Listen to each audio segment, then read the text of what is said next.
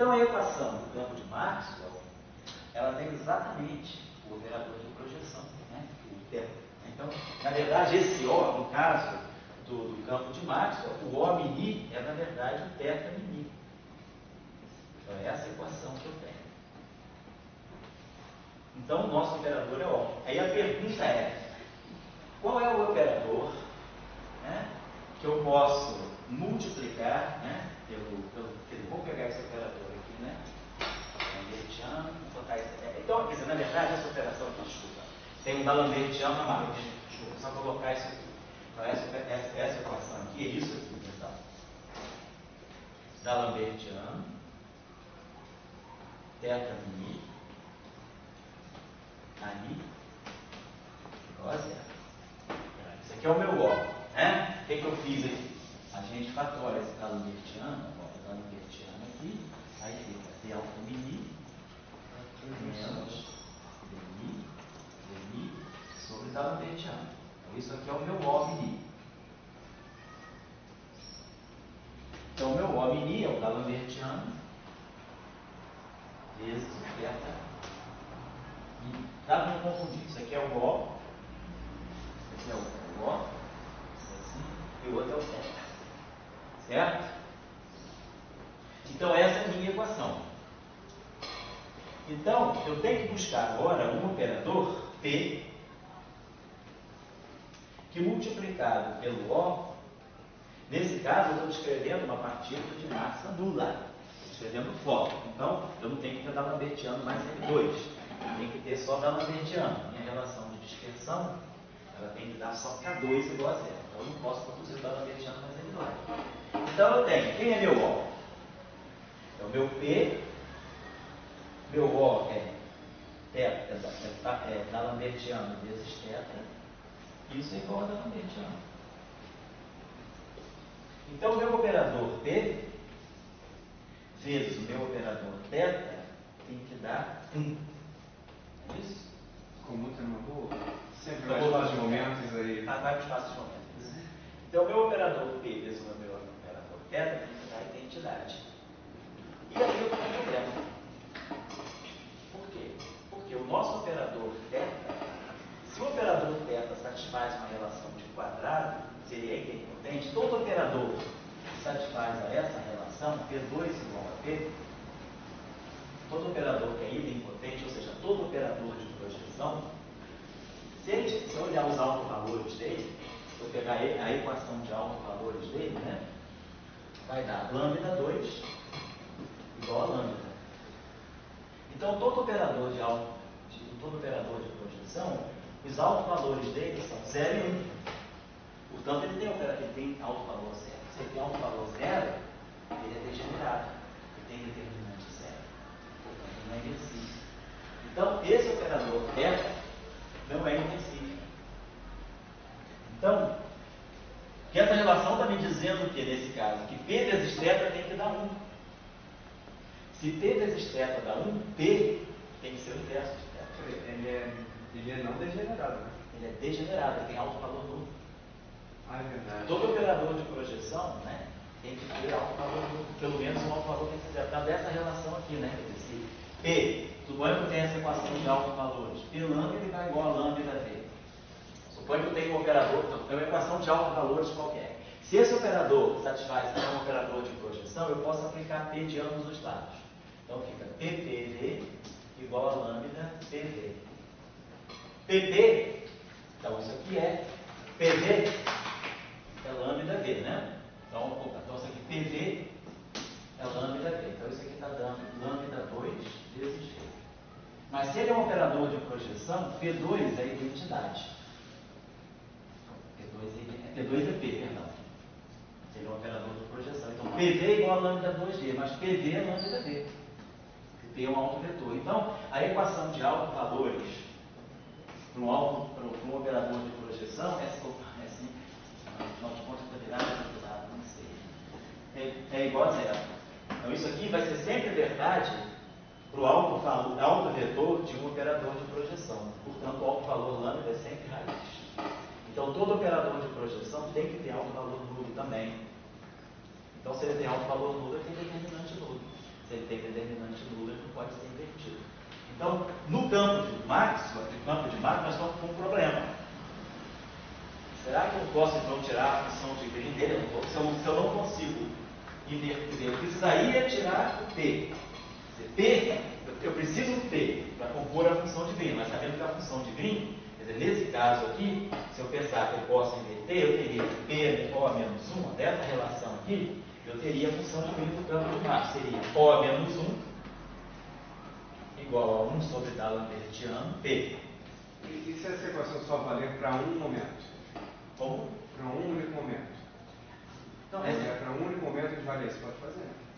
Mas essa equação, se você pensar que isso aí é válido para transformar. Quando você tem aquela equação, ela vale para todo espaço de configuração. Então, se você faz a transformada de Fourier, isso aí é válido para qualquer um. Então, essa operação aqui, quer dizer, está me dizendo o seguinte: em princípio, eu tenho o propagador do fóton.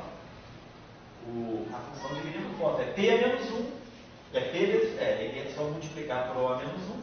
Então fica O menos 1. O menos 1 é 1 sobre D'Alembertiano P. Beleza. A estrutura é polo de massa nula, beleza, corresponde ao fóton, e o operador P. Mas o problema, a minha crise agora, é que esse P, quem é P? Vamos ver quem é P. Aí eu botei aqui, P vezes O tem que ser D'Alembertiano, mas o O é θ tal, D'Alembertiano tal, θ. Então, D'Alembertiano cancela, fica, o P tem que ser o inverso de θ. Mas, esse cara não pode ser invertido, então P não existe. Então, a minha crise é que no campo de Maxwell, eu tenho uma crise de propagador, a crise da função de Green vem, por quê? Porque esse operador não existe. Esse é por causa da massa nula? Por causa da massa nula. Então, nós vamos ver daqui a pouquinho, isso é por causa do princípio de Gauge. Então, vamos ver daqui a pouco. Então, eu vou deixar o problema, eu vou dar um intervalo agora, e vou passar para o campo de Proctor. Então, é justamente que o Saulo falou, vamos ver que se o campo tem massa, esse problema não aparece. Se o campo é de Maxwell, o problema aparece. Nós vamos tentar relacionar esse problema com a simetria de Gauge. E aí nós vamos ser obrigados a introduzir a noção da fixação de Gauge, a fixação de calibre, para poder tirar o propagador do fóton. Então, vamos colocar a questão que nós colocamos agora, né? É que, vamos dizer assim, então vou dar uma intervação 5,35, né? Então, a crise, né, da função de Green.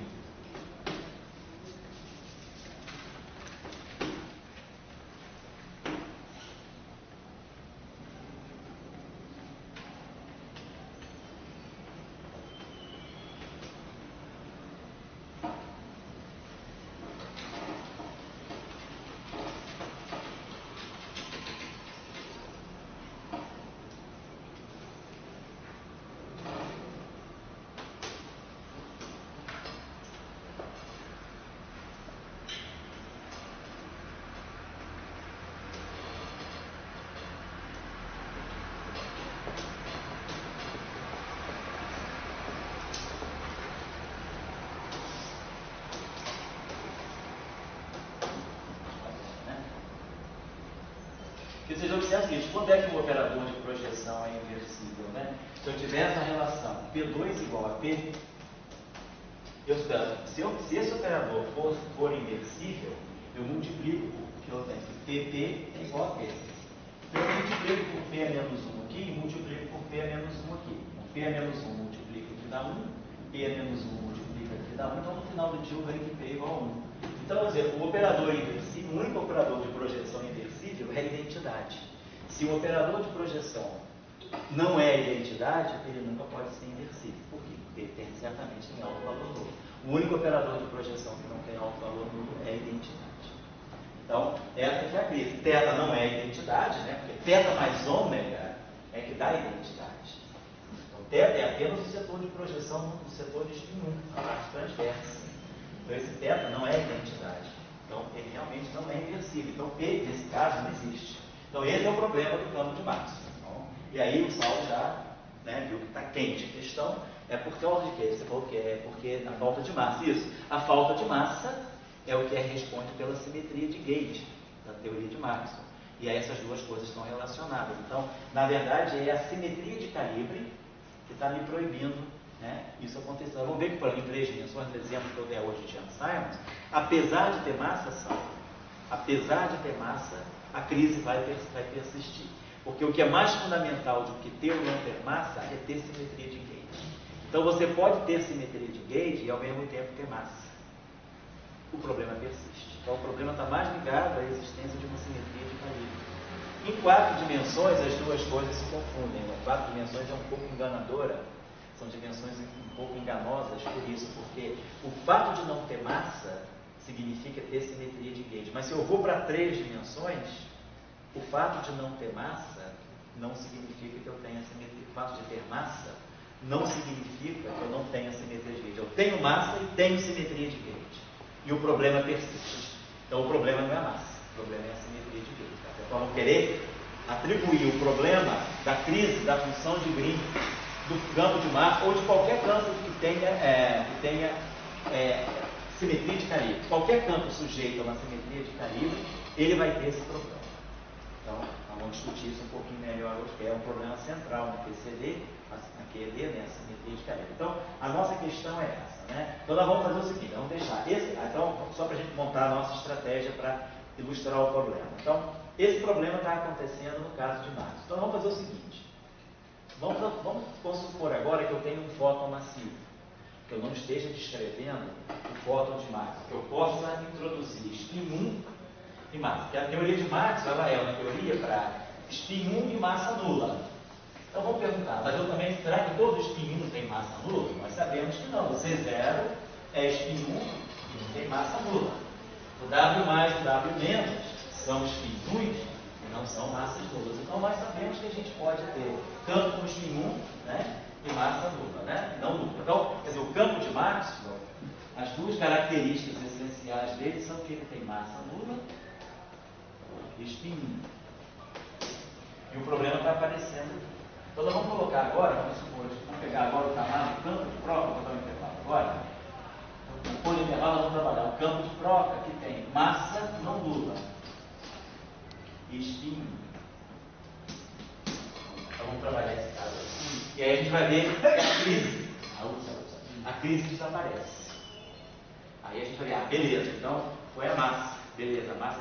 Mas aí a gente vai ver que a massa também quebrou a simetria de calibre. Então, em 4 dimensões, a gente fica meio assim, enganado pela simetria de calibre está associada à massa nula. Mas depois a gente vai desvincular essa questão, vamos quebrar esse paradigma indo para 3 dimensões, por exemplo. A gente vai para 3 dimensões e aí eu consigo ter massa não nula e ter simetria de calibre perfeita. Aí eu vejo, então o problema não é a massa, é a simetria de calibre. Vamos entender que o problema. A gente volta para 4D. Aí volta para isso aqui para resolver. Não vai fazer Proca, resolvendo Proca a gente já resolve mais. Aí a gente vai para 3D. Bom, então vou dar um intervalinho de 15 minutos. São 20 para as 6, 5 para as 6 a gente explica. Tá bom?